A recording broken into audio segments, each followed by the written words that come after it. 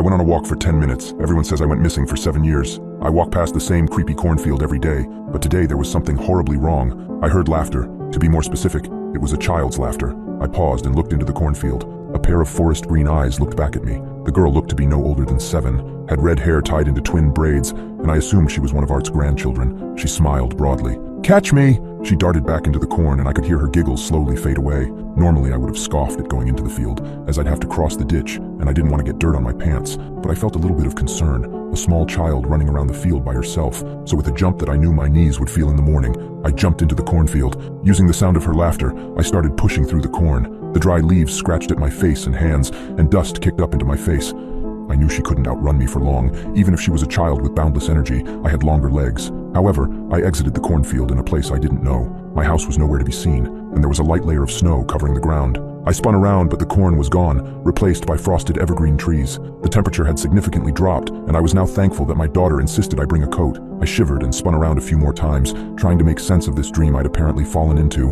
And where was that little girl? "Hey, mister!" I finally spun around enough to see her, peering past a branch. She grinned. "You catch me, I'll show you the way out."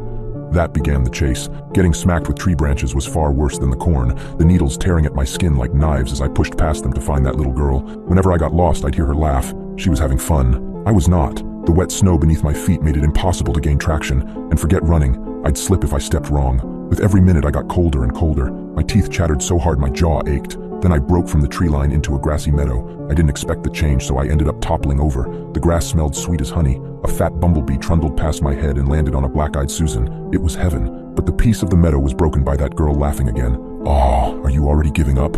The warm sunlight made her glow like a tiny angel. But as I stumbled to my feet, I caught something behind those big eyes I hadn't before. Malevolence. She was toying with me, and she knew it. I can't tell you how many times the environment changed. One minute it'd be across a meadow, then a desert during a sandstorm. I'd have to rely solely on hearing her in places like that. Sometimes we'd be back in the cornfield, and I'd shout for Art to get me out of here, but no help ever came. Sometimes we'd be running across barren tundra, where she'd be just out of my grasp. She wasn't always a little girl either. Sometimes she was a young teen, with a gap between her teeth and who'd hum sweet tunes. Sometimes she was a ravishing model of her early 20s, with fiery hair and a flirtatious grin. And the times she wasn't any of those, she was an ancient crone, with a bent back and arthritic hands that clutched to her cane, but still managed to hobble away from me. She called herself Clarice occasionally. Other times it was Lolita, Dixie, Isabella, Hope. I lost count of her names too. A straight answer was impossible. She'd never lie to me though, just avoid answering any of the questions I'd ask her, so I knew she was my key out of there. It was in the meadow where I finally got her. She was a little girl again, and her taunting was beyond cruel this time. She'd stop, pick flowers, and run on before I could grab her. She'd throw the flowers about and sing ridiculous nonsense songs, and I knew I couldn't ever win like this, so I dropped to the ground. The little girl stopped. "Oh, are you really giving up now? You're so close." Nothing. I remained still as I gasped for breath. I heard her get closer and closer. "Mister, are you okay? Do you need a break? You've been going on a really long time." Once I saw her shadow, I lunged. She almost got away, but my hand wrapped around her braid, and I pulled her back so hard I could have snapped her neck. I embraced her in my arms and breathed out, "I got you." I'd never felt so successful in my entire life. I'd finally gotten her. She turned around and smiled sadly. "Can we play again? We were having fun. You don't have to go back, we can stay here." No way, I was done with this. "Nope, you let me out of here right now or I'm strangling you with your own braids." A little dramatic, perhaps, but I gripped tighter onto her hair to make my point clear. She sighed before she kissed my cheek, the same place my wife did before I left for my walk. Okay, when I woke up, I was in the middle of the plowed cornfield. It was springtime. The ground was churned to mud and the water freezing cold. I peeled myself off the ground and began stumbling home. It was then I noticed how tired I truly was. My mouth was parched as the deserts I ran through. My body was stiff and ached like I'd run 1,000 miles, and there was a chance I had. I had one goal in mind though, and that was home.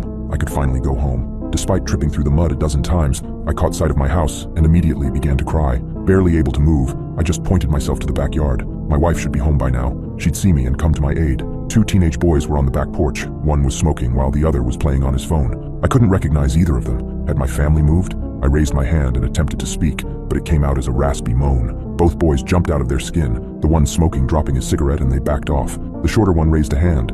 "Sir, you're gonna have to." He trailed off and his eyes widened, the eyes that looked exactly like my wife's. "Dad?" I passed out on the ground, just a few steps from the back door. I woke up in the hospital. I'd been cleaned up, had an IV running into my arm, and a woman was sitting next to my bed, fast asleep, with a tattoo of a bird on her neck, a sparrow to be exact. My wife always loved her sparrows. I'd been gone for a little over 7 years. When I didn't return from my walk, my wife reported me missing. At first, law enforcement assumed I'd just ran off with another woman, but when that line of investigation went dry, they realized I'd been the victim of foul play. Search parties were made, people were questioned, no one was imprisoned, they never found me, and life marched on. Art apparently died about a year after I went missing. Stroke. The farm went to his sons, who ended up selling the whole property to another family, a family who stayed oblivious to the fact that was the place I was last spotted. The boys on the back porch were in fact my boys. I just hadn't been around when Joanne announced he was now James, at the age of 13. I wish I could have been there to help him become a man. I apparently had a good replacement though. After 4 years and it looked like I was gone for good, my wife met someone new. His name's Clark. They'd gotten married 6 months after they met. Clark was a real outdoorsman, hunter, fisherman, and loved to go camping. As I chased a fairy child through her playground, he was taking James and John out on trips every weekend and putting away money to help James afford his surgeries and the like. Clark had 2 kids of his own, and I was soon a memory in this house. They could survive without me. My daughter Avis was the only one who hadn't given up on me.